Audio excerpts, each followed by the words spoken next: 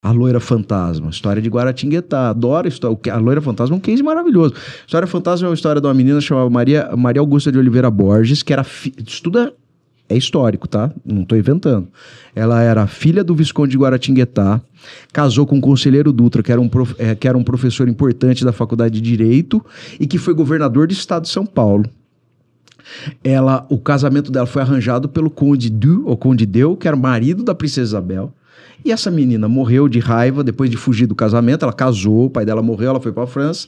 Resumindo bem a história, ela morreu na França, veio para cá e virou a maior história de fantasma do Brasil, que influenciou um monte de história pelo mundo, que é a história da Loira do Banheiro. A Loira do Banheiro. Ela, loira do banheiro. A Loira do Banheiro. Descobrimos quem é a Loira do Banheiro. De medo da Loira do Banheiro. E por que virou Loira do Banheiro? Ela volta da França, ela morava com a mãe viúva, né? Ainda vivia na mansão dos Viscondes, de Guaratinguetá. A mãe não enterra ela imediatamente, ela é embalsamada, fica exposta em um dos aposentos da casa. A casa, depois de um tempo, a mãe vende. Depois ela enterra a menina no cemitério do Espaço. Eu fui visitar, isso tudo eu fui, tá? Eu adoro ir no lugar. Eu fui lá na tumba da Loira do Banheiro, da Maria Augusta. E aí, o que acontece? Tem nome agora, a Loira do Banheiro, hein? Maria Augusta. Olha aí, então, descobrimos o nome da Loira do Banheiro. E ela acaba...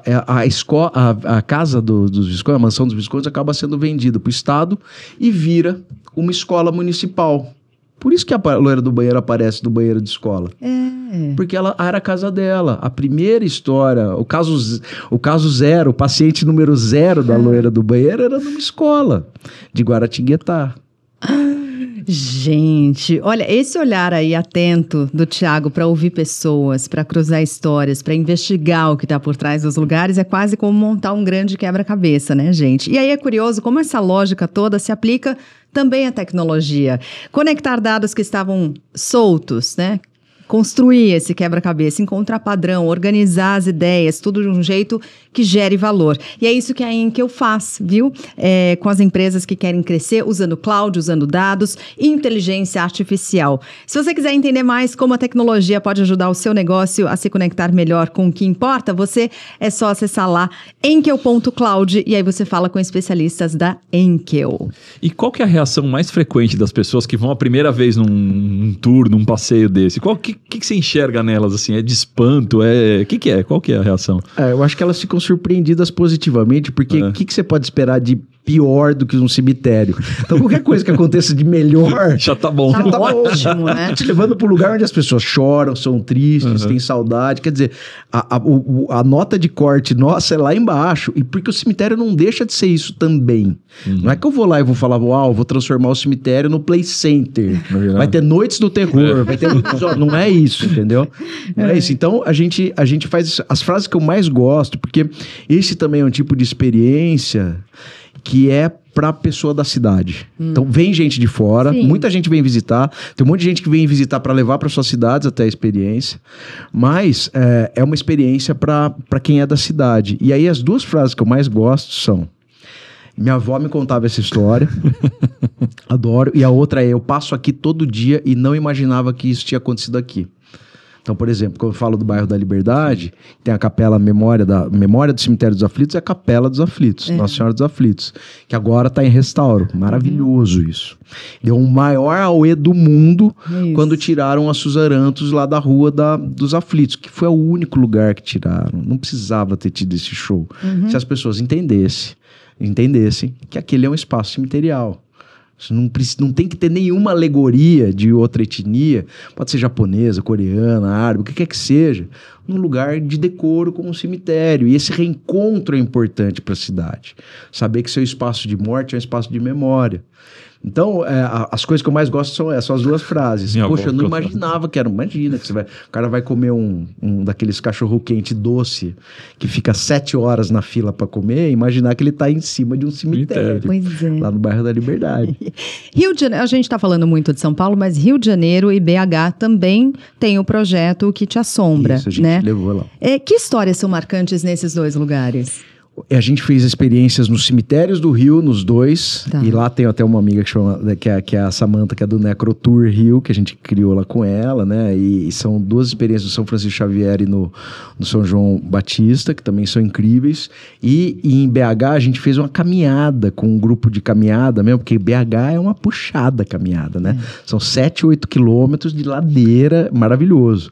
Mas eu gosto muito das histórias dos 2 lugares. Em BH tem uma história que é muito legal também, porque ela conecta assombração e a administração pública. Que é a seguinte, quando foram... BH é uma cidade meio nova, né? Não é uma cidade antiga, né? E quando foram construíram BH em cima do Arraial do Curral del Rei, tiraram a casa de uma senhora chamada Maria Papuda para construir o Palácio da Liberdade. E ela voltou para puxar o pé de todo mundo. Ela mora lá, é muito pior que isso. Ela voltou, Ela nunca mora. foi. Ela nunca foi. Ela nunca foi. Provavelmente mataram ela para tirar ela de lá, porque ela não queria sair, era uma senhora sozinha, habilidosa em ervas, quer dizer, uma senhora idosa, sem um homem para cuidar. Sabe, a construção do arquétipo, né, era tida como uma bruxa. Arrancaram a bruxa, construíram o palácio, que aconteceu. Os 3 primeiros governadores de Minas, depois que foram morar lá, morreram lá dentro. E a galera começou a falar que ela matava os caras. Maravilhosa história. Mas vocês acham que é exagero meu? Não. O Juscelino construiu o Palácio das Mangabeiras. Falou, não mora aqui nem a pau. Olha aí, ó. Tá certo. O Tancredo Neves falava que existia Maria Papuda e ele também não atendia, não despachava no palácio depois das 18 horas, começava a escurecer. E o Itamar Franco também. Olha aí. Gente, errado eles não estavam. Desculpa. Vai pagar pra ver? Não Foram e 3, e né? falava que ela morava num quadro. Então, um quadro chamava Má Notícia. Olha o nome do quadro. Super jornalística, Má Notícia. E aí tiraram o quadro de lá uma época e tal. Por causa disso, é muito contato com isso. E no Rio, tem uma história que eu acho muito legal também, no Arco do Teles, que é um lugar ali perto da Praça 15, né? O Rio também é super assombrado. Mas eu falo que o problema do Rio é o seguinte... Se fosse só assombração, tá Não, bom. o problema do Rio o problema da assombração do Rio é o A seguinte... assombração tá tranquilo. Como a galera é muito macumbeira, eu amo, tá? Adoro macumba, eu sou sambista. Aparece muito uma assombração, os pais de santo levam pro terreiro. Então não fica aparecendo mais, elas vão trabalhar, botam pra trabalhar. Então, Uma bela saída, hein? Uma bela saída. Não, para, você tá aparecendo muito aqui. Então, Madame Satã, por exemplo, aparecia na Lapa, Madame Satã aparecia na Lapa, ela começou agora a se manifestar em terreiros de Umbanda, tá incrível isso, né? Maravilha. O Zé Pilintra, que aparece na Lapa. Mas a história mais impactante pra mim do Rio é da bruxa vampira do Arco do Teles, que junta tudo também, bruxa vampira. Que era uma mulher chamada Bárbara Urpia, que veio de Portugal com o marido.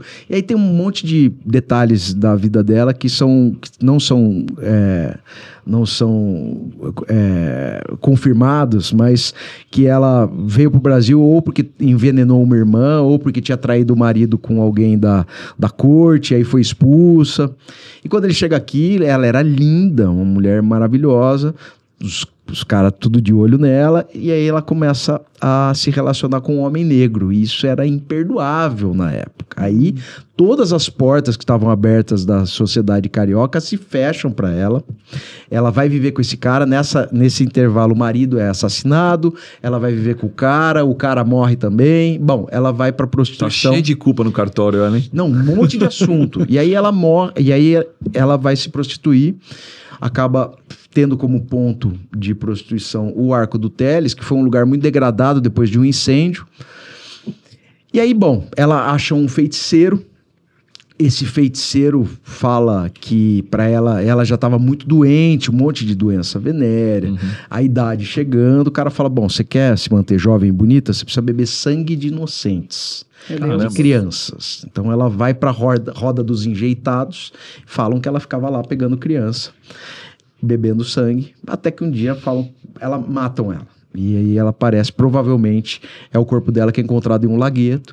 E desde então, agora sim a gente vai para a parte mais sombria. Não sei se é mais sombria do que beber sangue de bebê, né? Porque esse é o rolê.